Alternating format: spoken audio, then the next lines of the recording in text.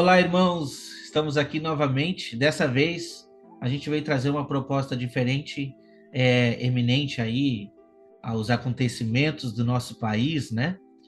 Afinal, direita ou esquerda? Esse vai ser o título desse tema aqui, tá? Enfim, eu não sei, eu nem perguntei para os irmãos aqui qual é o candidato dos irmãos, mas pelo que a gente está tratando, isso é o que menos importa. Para mim, é o que menos importa saber qual o candidato. Eu acredito que sim, nós devemos nos posicionar, mas pelo que a gente está estudando aqui a respeito desse tema, nos posicionar não significa levantar bandeira. E aí, para o lado cristão, a gente tem que prestar muita atenção aonde que nós estamos impondo, ponhando, né, colocando as nossas esperanças.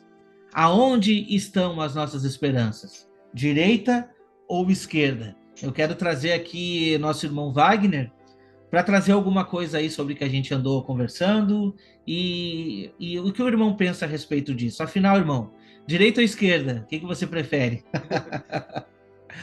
Nenhum dos dois. Eu vou responder o que você falou comigo em off, né? Para cima. Amém. Porque a esperança para esse mundo, só há uma esperança: a volta de Jesus e o reino milenar. Esse será o reino de justiça, paz e alegria. É o reino que Deus tem despertado os corações de muitos irmãos. Vou fazer até um merchan aqui. Eu fiz, o irmão Ricardo fez o seminário do reino, o pastor Igor, o pastor Damásio, o pastor Pedro. E foi, de fato, um divisor de águas, pelo menos na minha vida, porque a quantidade de passagens na Bíblia falando acerca do reino milenar, a gente não consegue enxergar. Infelizmente, a gente não aprende isso nas igrejas. Mas, de fato, meus irmãos, a nossa cidadania está nos céus, de onde aguardamos um Salvador. Eu, quando olho no dia 7 de setembro, agora, eu fiquei bastante incomodado, porque eu vi uma multidão de cristãos ensandecidos atrás de um governante e líderes influentes atrás de governantes. Ontem, eu estava com a minha esposa vendo algumas coisas no YouTube e nos deparamos com um podcast em que estavam lá alguns cristãos muito famosos e um dos pastores que eu gosto muito, mas que me decepcionou porque estava lá diante do presidente falando assuntos concernentes à política. Aí o Espírito Santo falou comigo na mesma hora: Wagner, sabe por que esse homem temente, piedoso, cheio do meu espírito está ali? Ele não é pós-tribulacionista. Ele é pré-tribulacionista. Eu sei que ele é. Eu já ouvi vários ensinos dele acerca disso. E por achar que a igreja não estará aqui na última semana, para eles é a grande tribulação, mas a grande tribulação é na metade da semana em diante. Então, por achar que nós não estaremos aqui, então vamos batalhar por um futuro melhor. A igreja vai prosperar, vai crescer, vai ser um exemplo financeiro para muita gente. O mundo vai olhar a gente cheio da grana, né? E vai querer, eu quero esse Deus aí, eu quero esse Deus aí, eu quero ter conforto, eu quero ter prosperidade. Por quê? A qualquer momento nós vamos partir daqui. Então, por ignorar esse entendimento que a gente está tendo tão profundo acerca da última semana, eles acabam buscando a Deus para que as coisas lá de fora melhorem, com a falsa impressão, com o falso entendimento de que o grande avivamento que virá vai ser um avivamento de prosperidade, muita cura, muita coisa boa, para então a igreja ser arrebatada. Então, por causa dessa resposta, eu vi que realmente, como o irmão Ricardo sempre fala, né, as virgens prudentes também dormem. Então é necessário esses dois candeeiros, esse grito da meia-noite para poder despertar. Mas, meus irmãos, não é fácil despertar desse sono. Porque, de fato, quando a igreja se aliancia com a política, é declínio. Basta ver a história da igreja. Até o século III, a igreja era perseguida. A partir do século IV, com aqueles concílios ecumênicos, a igreja se aliançou ao Estado e olha o resultado. Idade das trevas, mais de 1.100 anos de trevas. E o que vai anteceder ao ápice da apostasia? A mesma coisa, meus irmãos, é tudo ciclo. Vai acontecer a mesma coisa. A igreja se aliançando com a política, estarão dormindo, achando que as coisas vão melhorar, quando na verdade eles vão constatar que a igreja não vai subir e eles vão estar vivos aqui, tendo que experimentar, né, primeira metade da última semana e da grande tribulação. Mas muitos falam, mas olha só, o apóstolo Paulo, em determinado momento, eu sei porque eu já recebi muitas respostas, né? Eu converso com outros irmãos e eles já falaram comigo, olha, mas o apóstolo Paulo, ele reivindicou o direito de cidadão romano. Opa, tu não vai me bater aqui não, eu tenho cidadania romana. Só que eles não têm revelação, queridos. O Espírito me deu uma revelação maravilhosa acerca disso. Por que Paulo estava exercendo o seu direito de cidadão? Foi para ter o seu direito em si? Para não apanhar? Claro que não. O apóstolo Paulo, que mais sofreu, basta ler 2 Coríntios 11, você vai ver como aquele homem sofreu. Não com umas chicotadas a menos, jamais não faz diferença, né?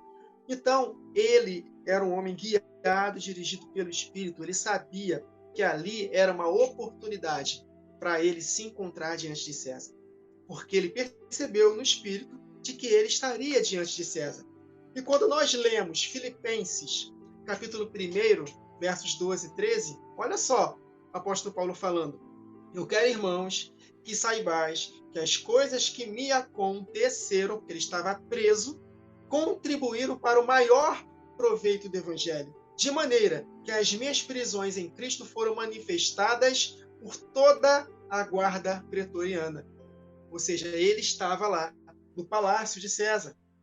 E no capítulo 4, no finalzinho, ele saúda a igreja da seguinte forma: todos os santos, mas especialmente os da casa de César, lhes mandam saudações. Ele viu uma oportunidade de pregar o evangelho, porque o apóstolo Paulo tinha isso, meus irmãos. Em 1 Coríntios 9, ele se fez escravo de todos, para poder ganhar o maior número possível de pessoas. E ali, inspirado pelo Espírito, ele exerceu, porque ele poderia ter sido livre, mas ele exerceu o seu direito. Não, eu apelo para César. Por quê? Porque ele tinha a intenção de ganhar alguns soldados para Cristo. O apóstolo Paulo valorizava pessoas. Então, esse foi o entendimento. Não que ele queria exercer a sua cidadania em si, mas porque ele estava na intenção de ganhar pessoas. Então, meus irmãos, Jesus esteve aqui nesta terra por 33 anos e meio, e a gente vê o cenário do mundo. Melhorou? Não. Os apóstolos, num grande avivamento em Atos dos Apóstolos, mudou o cenário? Não. Todos eles foram mortos, perseguidos. E João, o último discípulo a ser morto, na verdade ele morreu de velhice, segundo a história, ele não foi martirizado, mas foi perseguido por imperador Domiciano. Então, os discípulos piedosos, os apóstolos do Cordeiro, o próprio Senhor Jesus esteve nesta terra e não teve melhoras. Jesus aqui em vida, uma torre de Siloé desabou matando 18 pessoas, em Lucas 13. O Herodes mandou matar muitos que estavam sacrificando lá no templo, aconteceu aquelas desgraças. Jesus, quando esteve aqui, as coisas do lado de fora não melhoraram. Então, queridos, o que eu consigo entender é isso. Só para resumir aqui. O povo está dormindo um sono profundo. Por quê? Porque não entendem acerca da última semana de Daniel. Se entenderem a última semana de Daniel e que a igreja estará aqui nos últimos 7 anos da humanidade, sabendo do cenário, do que vai acontecer nesses últimos 7 anos, eles não vão ficar colocando seus corações nas coisas desta vida. Sem perceber, eles estão se tornando, sabe o que, queridos? Inimigos da cruz de Cristo. Porque só pensam no seu ventre. É o que está em Filipenses capítulo 3. O apóstolo Paulo chorou quando ele estava escrevendo. Por quê? Porque muitos se apostataram da fé, porque só pensavam nas coisas terrenas e se tornaram inimigos da cruz de Cristo. E a cruz de Cristo é o quê, queridos? Que Jesus falou: quer ser meu discípulo? Quer me seguir? Tome a sua cruz, vem, negue-se a si mesmo, tome a sua cruz e segue. Quando nós amamos demais as nossas vidas nesta terra, nós estamos aos poucos nos tornando inimigos da cruz de Cristo. 1 Coríntios 15, se não me engano, verso 19, o apóstolo Paulo fala: se a nossa esperança em Cristo se limita somente a essas vidas, a nossa vida aqui nesta terra, somos os mais miseráveis de todos os homens. Então, quem amar a sua vida vai perder, mas quem aborrecer a sua vida por amor a mim, acha lá. Então, esse é o cenário do tempo do fim. Então, eu não creio que um governante ele vai dar jeito a partir da nossa geração para frente, dos dias que virão, queridos, porque nós entendemos que está tudo sendo arquitetado. para a manifestação do anticristo. Por mais boa intenção que um governante possa ter, ele não vai conseguir dar jeito. Por quê? Ninguém pode ir contra o que está escrito. E está escrito, eu sei que é duro o discurso, mas está escrito, queridos, esse mundo não tem jeito. Então, que nós não possamos estar influenciados por essa bancada evangélica, que para mim é uma vergonha, e isso não me representa, isso me entristece o Espírito Santo por falta de entendimento, por falta de profecia, o povo vai se perdendo. Por isso que o povo, ele perece por falta de conhecimento. Verdade. Então, queridos, em Eclesiastes está escrito que nós devemos entender o tempo e o juízo. Há tempo para todo propósito debaixo do céu. E não é tempo de edificar as nossas casas, embelezar as nossas casas. É tempo para concluir a construção. A casa de Deus, queridos, está em ruína. Então, e Deus vai começar a mandar progressivamente o juízo, assim como ele mandou na época de Ageu. O povo foi comissionado para poder terminar a construção do templo e desanimaram e ficaram mais preocupados em construir e embelezar suas casas e o templo do Senhor em ruínas. Por isso que ele enviava juízo. Eles recebiam seus salários e botavam no saquetel furado. Ou seja, por mais que nós recebamos nossos salários, eles de nada vai nos servir. Porque a edificação da casa de Deus precisa ser concluída. Então, é isso que eu consigo enxergar desse cenário político. E eu sempre tenho essa frase: cristão e política, evangelho e política não se misturam. É igual água e óleo. Se houver alianças, vai dar ruim. Como aconteceu com a igreja que estava avivada pela perseguição, se aliançou ao Estado e veio à época a Idade das Trevas. Amém. Eu vou chamar o irmão Ricardo, mas antes, irmão, eu acho que eu já até comentei contigo sobre isso. Ainda hoje, eu vi um vídeo, eu acredito que é desse pastor aí que o irmão Wagner falou, não vou citar o nome dele aqui, e é um pastor realmente muito bom, mas que eu acredito também que está pecando nessa parte. Mas um ponto interessante que ele trouxe, sem entrar em mérito aqui partidário, tá? Eu não estou querendo entrar em mérito partidário, eu acredito que o direito de voto não pode ser tirado de você. Você deve exercer a sua função como cidadão, e isso é bíblico. Sim. Você exercendo a sua função como cidadão, tá? E depois eu vou trazer meu ponto de vista. Primeiro eu vou deixar o irmão Ricardo falar. Mas o ponto que eu vou trazer é o seguinte, que esse pastor, ele trouxe, que é importante de observar. Quando a gente se posiciona de um lado que vai contrário também, muito contrário ao que a palavra de Deus traz, tá? Não estou dizendo aqui lado político, não. Contrário à palavra, que você sabe que daquele ponto pode surgir alguma coisa ruim, e a gente já discutiu isso aqui, então a gente tem que estar cuidado, porque tem pessoas defendendo com unhas e dentes, e a gente está querendo dizer para você que não é direita e não é esquerda, é para cima. Mas existe um lado que a gente já sabe que está posicionado para o mal, né? E até foi discutido aqui entre nós, irmãos, será que a gente deve orar pelos governantes? E a gente chegou na conclusão que sim. Orar, respeitar. Eu não vejo isso, não vejo nem oração, nem respeito. Não, mas ele não é o candidato que eu votei, não importa. Ele é o presidente da nação, você deve respeito. Isso aí. Não importa se você concordou ou não. O nosso Estado é um Estado democrático, a gente precisa de respeito. Mas, olhando para esse lado, o que o irmão Ricardo pode nos trazer a respeito deste ponto, irmão? Aqueles que estão se posicionando contrário à palavra de Deus, principalmente dentro da política. Tá ok. Vamos lá.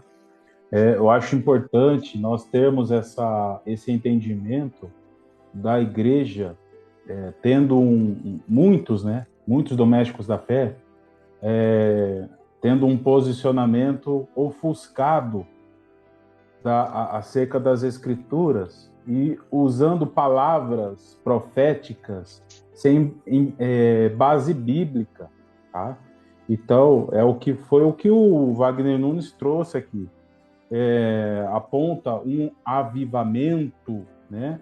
Apenas pelo lado positivo da coisa, de só maravilhas, de milagres, de curas, de encher do Espírito, mas o avivamento que nós estamos enxergando pelas Escrituras aqui tem como a mensagem principal arrependimento. Arrependimento. E a gente está aqui buscando, né, nas Escrituras que esse avivamento, que muitos olham somente para Joel 2, né, e por isso os olhos ofuscados, eles não estão enxergando os outros pontos das Escrituras, principalmente Apocalipse 11, né? Farão sinais, como está escrito em Joel 2, sangue, fogo, coluna de fumaça. Isso aponta para Apocalipse 11, onde elas realizarão grandes sinais, são as duas testemunhas, né, trazendo palavra de confronto, e esse é o avivamento que o Senhor vai trazer. Então, essa questão do posicionamento do povo de Deus tem que ser de acordo com as Escrituras. A nossa oração acerca dos governantes, né, do povo, tem que ser pela holística das Escrituras, tá? Então, esse posicionamento é muito importante. A autoridade que foi delegada por Deus sobre uma nação, ela possui uma importância, tá, no âmbito espiritual. Por quê? Porque essa autoridade, ela vai declarar quem é o Deus dela. Nós conseguimos enxergar isso na história. Cada governante, ele traz consigo quem é o seu Deus. E a gente percebe nas Escrituras, principalmente lá em Daniel 10, né, que lá havia um conflito espiritual. Quando o anjo Gabriel foi descer para apresentar a revelação para Daniel, ele teve um embate espiritual com o príncipe da Pérsia. Você vê que existiu lá naquele tempo um principado, né, de regência espiritual sobre aquele império. Por quê? Porque a autoridade daquele império, ele declarava quem era o seu Deus. E lá também Daniel 10 menciona o príncipe da Grécia e diz lá que o príncipe de Israel era Miguel. Por quê? O Deus de Israel era declarado ali em Israel. Então Miguel foi delegado por Deus para ser o príncipe de Israel. Então a autoridade de uma nação é muito importante, porque essa regência vai influenciar uma grande massa de pessoas, né? Infelizmente, o inimigo sabe disso, que a massa ela é manipulável. Ela é manipulável. E nós precisamos entender, direita ou esquerda, o que eu consigo enxergar nisso? Que essa ideia, esse viés filosófico acerca do dualismo que veio da Grécia, e por isso que a Grécia exerce tanta influência até nos dias de hoje, né? Escrevemos um livro aí, Prélio dos Cânticos, apontando aí as tantas influências da Grécia na música. Imagina na política, onde ali, né, se estabeleceu Platão, Sócrates, né, Aristóteles e tantos outros aí. E por conta desses filósofos que fundamentou a democracia no seu tempo, né, trouxe esse conceito do dualismo. E a gente vê comunismo, capitalismo, esquerda, direita, ocidente, oriente, e aí o mundo todo sendo moldado por conta deste viés filosófico. E aí eu digo para você, o inimigo é muito astuto, é muito sagaz. Então o que ele faz? Manipulando todas essas nações que a gente encontra aí. Ele usa um desses lados para criar uma grande cortina de fumaça, tá? Uma grande cortina de fumaça. E a gente percebe isso acontecendo nos pensamentos ideológicos, por exemplo, né? A gente vê aí os idealizadores, os separatistas, né? No comunismo, por exemplo, a gente vê tantos pensamentos, né, filosóficos de ideologia de gênero, por exemplo, os ativistas. A gente percebe uma grande cortina de fumaça. Quem olha já percebe o mal agindo ali. Mas ele lança essa cortina de fumaça para atuar pelas entrelinhas, atuar na sutileza do outro lado que nós não conseguimos enxergar. Mas aqueles que estão se levantando na terra por Deus, aqueles que olham para o alto, ao invés das coisas desta terra, eu tenho certeza que muitos servos de Deus serão posicionados para alertar a muitos, para ver que existe uma manipulação do inimigo. Por exemplo, tá? Vou falar do Brasil aqui, tá? O Brasil tem alianças internacionais. Ele tem, por exemplo, a BRICS, que é Brasil, Rússia, olha só, Índia, a China e a África do Sul. Países que, por exemplo, trazem consigo ideologias pesadas contra os princípios judaico-cristãos. E, para encerrar aqui, o nosso posicionamento e a nossa oração tem que ser de acordo com aquilo que nós conseguimos enxergar num futuro, de acordo com as Escrituras. Por exemplo, o cenário futuro, lá diz em Daniel, né, capítulo 9, que o anticristo fará acordo com muitos, só que muitos não são todos. E aí o que eu percebo aí? Tá? Que existe dois caminhos para o Brasil como nação, tá? O Brasil, se ele aderir a um lado, por exemplo, o lado da esquerda, do comunismo, a gente percebe que está todo entregue aos intentos do anticristo, tá? A gente percebe que o Brasil, ele tende a aderir à besta, a fazer parte do quarto animal de Daniel 7, a fazer parte da besta, aderir à besta. E para ela, só vai ver flagelos do próprio Deus, as 7 taças derramadas sobre esta nação. Mas se nós tivermos o Brasil, né, cuja autoridade governante tenha pelo menos um temor de Deus, e esse temor de Deus possa transmitir a essa massa de pessoas, e esse povo também, né, receber esse temor de Deus, a gente pode perceber um Brasil que não vai aderir à besta, pode até ter um posicionamento neutro, mas será dominado pela besta. É diferente de aderir à besta. E a gente percebe lá em Daniel, capítulo 7, que quando o Senhor derramar o juízo e arrancar a besta e lançar no lago de fogo, vão restar os outros 3 animais.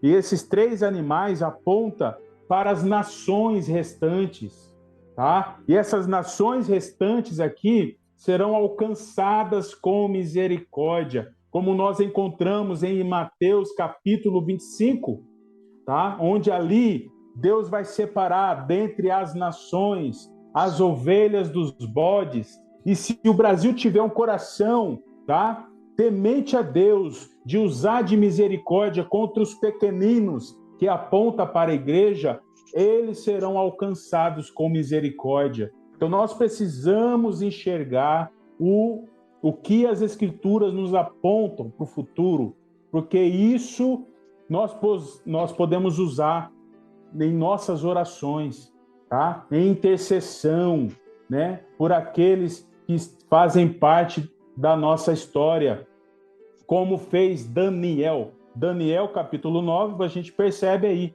Daniel orou por todos, orou pelos líderes, ele orou pelos governantes, ele orou por todos, ele intercedeu. E é essa oração, baseada nas Escrituras, que nós precisamos agir em favor daqueles que fazem parte da nossa vida. Amém. Uma oração com entendimento, né? É isso Nós aí. oramos com entendimento, porque, só para finalizar aqui, 1 Timóteo 2, quando o apóstolo Paulo fala que, antes de tudo, exorta que se fuse a prática de súplicas, orações, intercessões, ações de graças, em favor de todos os homens, em favor dos reis e de todos os que se acham investidos de autoridade, para que vivamos vida tranquila e mansa com toda piedade e respeito. Aí ele termina aqui: isto é bom e aceitável diante de Deus nosso Salvador, o qual deseja que todos os homens sejam salvos e cheguem ao pleno conhecimento da verdade. Não é uma oração para que as coisas lá de fora melhorem, mas sim para que hajam pessoas que possam responder ao Evangelho, seja sendo novas criaturas ou sendo nações para entrar o milênio. E quando vem um imperador ou um presidente maligno, vamos dizer assim, de esquerda, isso vai fazer com que muitas pessoas sejam influenciadas pelo mal, e pessoas que poderiam responder à palavra de Deus não vão responder por causa desse presidente. Então, por isso que o irmão Wagner começou a gravação. Direita ou esquerda? Eu não prefiro nenhuma, mas se tiver que escolher, eu escolho a direita, que pelo menos tem alguns princípios da palavra a favor da família, não vai perseguir no momento, né, os santos, embora nós seremos perseguidos, mas é uma oportunidade que Deus está dando de pessoas responderem e serem salvas, seja sendo novas criaturas ou seja sendo nações. Então o foco são salvação de pessoas e não melhoras físicas do lado de fora. Entendeu? É oração com entendimento. E é o que a igreja, quando ora pelo Brasil, ora com entendimento equivocado, porque não conhece escatologia. Amém. O que a gente está querendo trazer aqui é o seguinte, tá? É lógico que todos nós cristãos, você que está assistindo, a gente com certeza quer se posicionar para o alto sempre. Mas, enfim, a pergunta é feita e quando a gente diz assim, não, eu não gosto de candidato tal, automaticamente a pessoa que nos questionou já nos identifica como outro. É uma coisa assim, eu não posso ser neutro, entendeu? Eu preciso ser posicionado. E ao mesmo tempo que a gente precisa meditar, meus irmãos. Por quê? Porque como a gente vê, o que a gente vê nas profecias apontando, é uma falsa união, e lá no final de todas as coisas, nós vamos ter 10 reinos atuantes, e eles pensam que está tudo certo, estão promovendo a paz na terra, e deles virá um chifre pequeno, sorretariamente. E o que diz lá no livro de Tessalonicenses? Se possível, enganará até os eleitos. Se possível, enganar os eleitos. Porque ele vai chegar de mansinho, entendeu? Não acho que ele vai chegar assim, tocando terror, não, vai chegar de mansinho, apaziguando, vai aproveitar. E no mesmo tempo que a palavra de Deus diz que as nações darão a ele a sua autoridade. É isso aí. Você está entendendo o ponto que a gente está querendo trazer aqui? A gente não está dizendo para você não se posicionar, não. Só que você deve se posicionar mediante ao seu entendimento com relação à palavra, sim. Esse é o primeiro ponto. Segundo ponto, você deve se posicionar, mas não levantar bandeira. Vai chegar um momento, talvez aí um segundo turno, onde você vai ter que escolher. Escolha conforme a palavra de Deus ilumina a sua mente para escolher.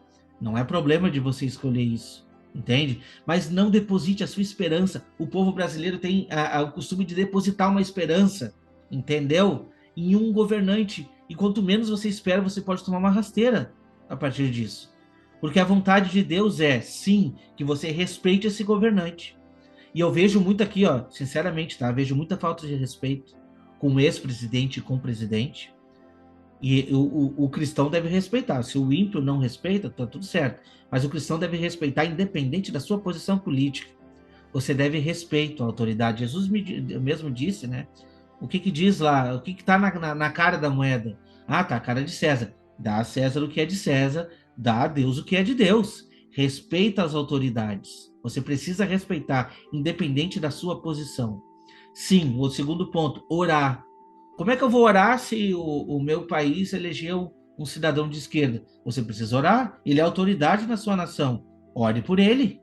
Ore por ele. Não está errado de você orar por ele. Foi eleito democraticamente, ore por ele. Agora, o ponto mais importante que eu quero trazer aqui. As pessoas defendem com unhas e dentes um candidato. Eu vejo cristãos que na internet viram um leão para defender o seu candidato. E eu não vejo a mesma disposição em defender o reino de Deus, em pregar o evangelho. Aonde que você está colocando o seu coração? Aonde você está empenhando as suas esperanças? A minha esperança está no Senhor. Eu não tenho outro ponto para colocar minhas esperanças. Entende? Então essa é a nossa posição. Sim, se posicione, vote com consciência, porque a gente consegue deter aqui, a gente consegue ter um entendimento de qual qual lado está defendendo a família, qual lado que não está, qual lado que é mais prejudicial para a nação, qual lado que é um pouco melhor, e assim você escolhe, entende? Então esse é o ponto que a gente traz. Eu quero trazer um versículo que está lá em Efésios 7, no versículo 17, 19, desculpa. A sabedoria fortalece ao sábio, mais do que 10 poderosos que haja na cidade. A sua sabedoria é mais importante do que esses poderosos. Porque, na verdade, o povo vota sem entendimento, sem compreendimento. Daqui a pouquinho vem esses escândalos na TV. Meus irmãos, você que votou, foi votado, foi eleito democraticamente. Ah, mas é tudo ladrão. Tá, mas você colocou lá dentro. As pessoas não checam. Então, qual é o nosso dever de casa? É chegar à história do cidadão, checar lá se essa pessoa é uma pessoa decente, se não está envolvido com escândalo, né? Se não foi preso. Não precisa ser mais claro aqui, né? Poxa vida! É simples. Vamos checar ali as situações para tá inteirado. E não depositar nossa esperança em lideranças aqui na Terra, depositar a esperança no céu. Irmão Wagner, irmão Ricardo, quer fazer as suas considerações finais aí? Amém. É exatamente isso, né? O irmão Rafael Bittencourt falou o seguinte, né? Nunca foi tão fácil para um cristão escolher um lado. O detalhe é que o cristão precisa entender qual é o propósito de Deus para este mundo, né? E, infelizmente, nós estamos enxergando pessoas que não conseguem enxergar, tá? E nós estamos trazendo esse vídeo aqui para que você possa meditar e pensar que a tua oração ela pode gerar assim muito efeito, né? Me fez lembrar de Daniel aqui. Que Daniel foi um homem justo, muito amado, declarado pelo próprio Senhor a respeito dele. E ele, como um justo, ele intercedeu de forma tão profunda e desceu níveis de profundo arrependimento. E lá ele intercedeu pelos governantes, mas ele orou com entendimento, apontando para o cumprimento do propósito de Deus, né, na humanidade. E é dessa maneira que nós precisamos orar, interceder, né, pelos nossos governantes, decidir sim com sabedoria, né, a quem nós vamos votar e principalmente nos preparar e proclamar o propósito de Deus para esta nação, o propósito de Deus para o povo, para que todos possam despertar o máximo possível antes da última semana. Irmãos, a última semana é uma realidade para todos que estarão vivos aqui na Terra. Então, nós precisamos entender o propósito de Deus. Então, é isso. E eu creio que o Senhor tem muitas coisas para fazer. Basta nós nos posicionar para que isso aconteça através de nós. É isso. Amém. Amém. Irmão Wagner. O irmão Ricardo citou Daniel, e através da vida de Daniel, a gente pode perceber que Nabucodonosor se converteu.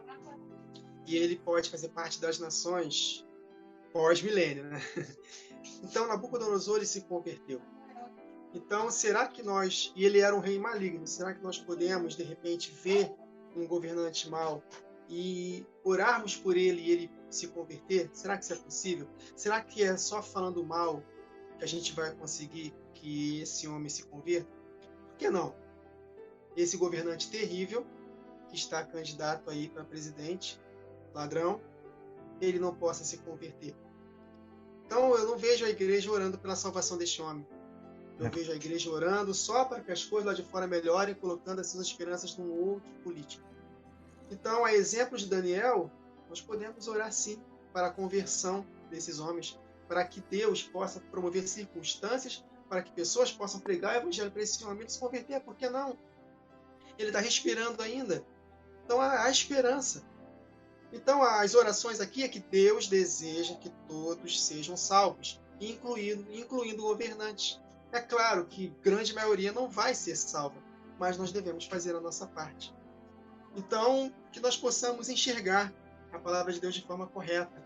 E assim como Paulo enxergou, aproveitando as oportunidades para poder comparecer a César, que nós possamos aproveitar as oportunidades para que nós possamos, de alguma forma, influenciar os governantes. Seja intercedendo por eles, ou, se Deus permitir, que possamos estar à frente deles, tendo a oportunidade de falar, ou Deus usando outra pessoa. Mas a questão é, nós precisamos ter fome e sede de almas.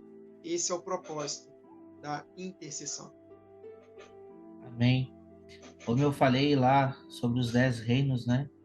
Eles são apontados como os 10 chifres da besta, e diz assim em Apocalipse 17, 16. Os 10 chifres que viste na besta são os que aborrecerão a prostituta e a porão desolada e nua, e comerão a sua carne e a queimarão no fogo, porque Deus tem posto em seus corações que cumpram o seu intento, e tenham uma mesma ideia, e que deem à besta o seu reino, até que se cumpram as palavras de Deus. Então, meus irmãos, se a nossa esperança está num reino aqui na Terra, nós estamos perdidos. Porque se não for agora, se não for nessa geração, que eu acredito que é, tá? Acredito que é na nossa geração que Deus está voltando, que Jesus está voltando.